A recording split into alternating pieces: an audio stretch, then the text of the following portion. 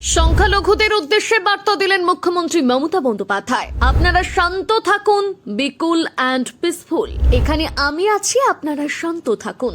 জায়গা জমি সংক্রান্ত বিষয় রাজ্যের অধীনে, তাই ওয়াকফ সংশোধনী আইন বাংলায় চলবে না।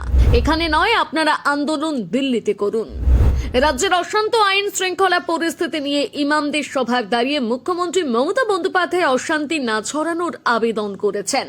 সম্প্রতি দেশে ওয়াকফ সংশোধনী আইন পাশ হয়েছে, তারপর থেকে দেশের বিভিন্ন জায়গায় নতুন ওই আইনের বিরুদ্ধে আন্দোলন শুরু হয়েছে। পশ্চিমবঙ্গের মুর্শিদাবাদ ও দক্ষিণ 24 পরগনায় ওয়াকফ বিরোধী আন্দোলন থেকে হিংসা ছড়িয়েছে। ওয়াকফ সংশোধনী আইন নিয়ে অশান্তির আবহে ইমাম মুয়াজ্জিমদের সম্মেলন থেকে মুখ্যমন্ত্রী মমতা বন্দ্যোপাধ্যায় রাজ্যের সংখ্যালঘুদের শান্ত থাকার বার্তা দিলেন।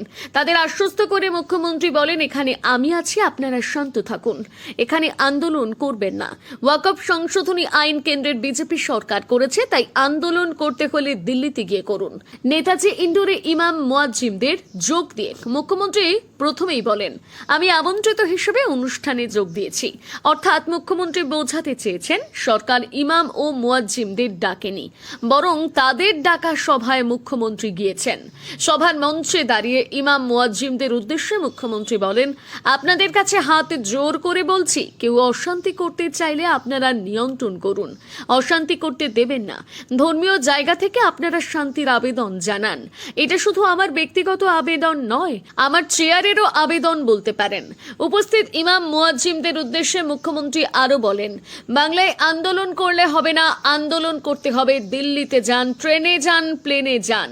প্রধানমন্ত্রী রাষ্ট্রপতির সঙ্গে দেখা করার জন্য সময় চেয়ে নিন, রাস্তায় থাকুন, ময়দানে থাকুন। আপনাদের সঙ্গে আমাদের দলের সাংসদরাও থাকবেন। মুখ্যমন্ত্রীর আরো সংযোজন, রামনবমীতে বিজেপি অশান্ত করার পরিকল্পনা ছিল, কিন্তু আপনারা তা ভেস্তে দিয়েছিলেন।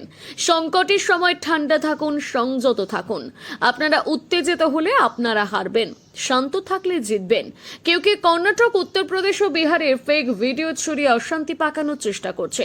বিজেপি এটা করছে, ফেকের যুগ চলছে। ফেককে আপনারা বিজেপির কেক হতে দেবেন না। সবশেষে মুখ্যমন্ত্রীর প্রত্যয়ের সঙ্গে বলেছেন, বাংলায় তিনি যতক্ষণ আছেন কোনো অশান্তি হতে দেবেন না।